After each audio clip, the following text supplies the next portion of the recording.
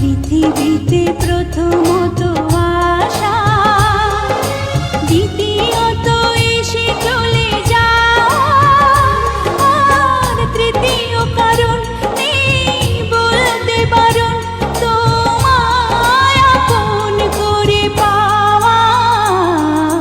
পৃথিবীতে প্রথমত আশা, দ্বিতীয়ত এসে চলে যাওয়া, আর তৃতীয় কারণ নেই বলতে বারণ, তোমায় আপন করে পাওয়া।